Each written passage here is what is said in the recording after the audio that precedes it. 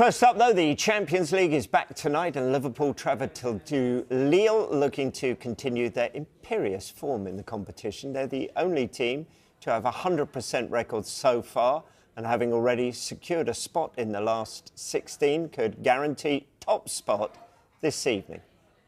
The most important thing every time we go out there, especially in front of our own fans, we want to win a game. And with this new setup, you think that ending up number one is the best position to end up with. But because it's such a strange league table, because, for example, I think I'm right, if I look at Parisian, every week I think they have the hardest team to face. So they are quite low on the table, which is not their quality, but they are low. So maybe if you end up number one, you can face them. So then it's a disadvantage. So I'm not looking at the league table in a way of, oh, if we are number one, we probably have the most easy team to face, because that is impossible to say because of this weird format, or weird, I don't mean it in a negative way, but a strange format we are having now. So being on top maybe doesn't tell you that you're the best team. Being number 24 doesn't tell you that you're number 24 in terms of quality. Well, Liverpool's defensive record in the Champions League this season is a big reason why they sit top of the table. They've only conceded once so far. That was away against Milan in the opening fixture. Since then, they've gone 537 minutes without conceding.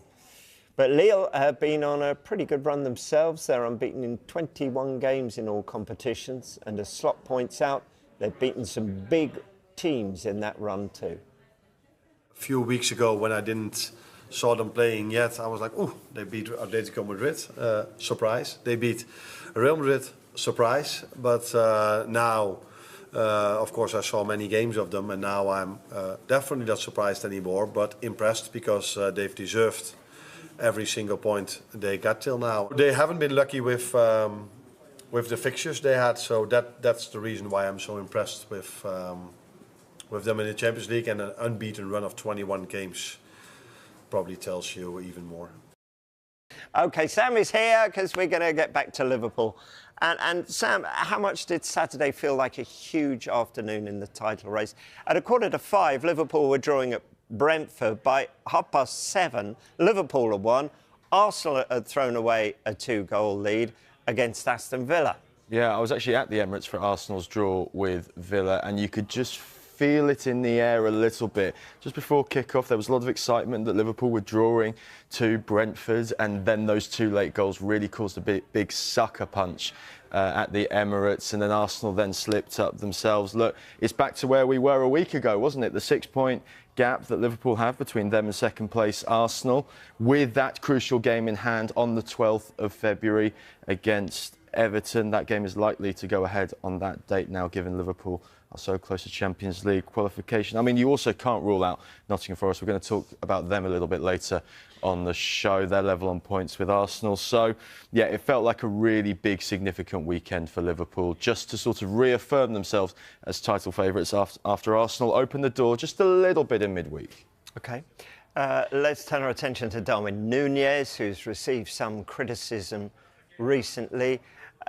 Did it feel like he needed that moment against Brentford? Could this be a spark for him? 100%, because Darwin Núñez this season had been going pretty poorly. He was, this goal against Brentford was a well-taken strike, but he had fallen behind the likes of Cody Gakpo, Luis Diaz, and the returning Diogo Jota from injury in the striker-forward pecking order. But these two goals against Brentford could end up being the crucial moments in the title race. And yeah, it's a really positive signs for Núñez, because Liverpool have a lot of firepower going forward. There is competition for places, but he put himself right in the mix there. Yeah, and look at the other teams in the Darwin Núñez being the kind of link here.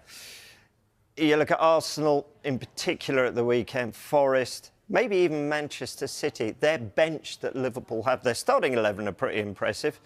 But what they've got in depth, is that the key here in the title race? 100%. Well, it was good that Darwin Núñez was producing from the bench, because in his previous 8 appearances, he had failed to score a goal as a substitute. And you can see what Darwin Núñez was doing was mirroring a lot what Diogo Jota does off the bench. Jota has 3 goals in 6 substitute appearances. And yeah, Núñez, with these 2 goals against Brentford at the weekend, is now just adding his name to the mix of striker options. But if you look at the situation on a whole, if you look at the best Premier League strike rates over the past 2.5 seasons, you can see that 4 players in the top 10 to 15 in the Premier League are Liverpool players. And as you can see, not any Arsenal players in that list at all. So you're right, this could be the real crucial difference, that yes, Liverpool have loads of forwards, lots of competition for places. Must be a headache for Arne Slot at times, but you know that whoever you have in that front 3, they're going to produce goals, and Arsenal really lacking in these sort of individuals at the moment. Yeah, I heard your pause and I had to double check there as well. Having heard what you just said, given the state of play in the Champions League, then you said he's got a headache keeping them all happy. Could we see some of the players who are usually on the bench getting a start tonight? Well, here's the start, and in terms of what we understand in terms of permutations, we understand that 16 points is enough to get you into this top 8 that takes you directly into the Champions League last 16. Now, Liverpool have already reached that mark on 18, so you're right, we could see a little bit more rotation from Arne Slot's side tonight. But, of course, there is a huge difference in finishing first compared to finishing 8th. You get that slightly easier draw in that last 16 as a guarantee. So it's still important for Liverpool to go and get the result tonight. But again, there are bigger fish to fry in terms of the Premier League, in terms of the Carabao Cup, in terms of the FA Cup. This is the huge context that January provides. So yeah, I'd expect to see a rotated side. OK. Will Lille, though, be a tough opponent at Anfield tonight? How are they getting on in their season? Who should we be looking out for? Well, there's a couple of familiar faces to look out for. Angel Gomez, recently called up to the England squad. He's produced some really good performances as a sitting and attacking midfielder. But I want to focus on this player, Jonathan David, because all you have to do is look at his strike numbers at the moment. The Canadian striker has just turned 25. Has one of the best goal records from last year. You can see only Salah, Kane and Mbappe managed more goal involvements, that's goal or assists, than Jonathan David in 2024. And what's interesting, David has 6 months left on his contract. He's able to speak to foreign clubs. Will those foreign clubs be Premier League clubs after seeing him tonight? It's quite interesting. Jonathan David has a goal or assist every 86 minutes. So Liverpool will do really well to keep him and this Lille team off the score sheet tonight, despite their excellent defensive Champions League record.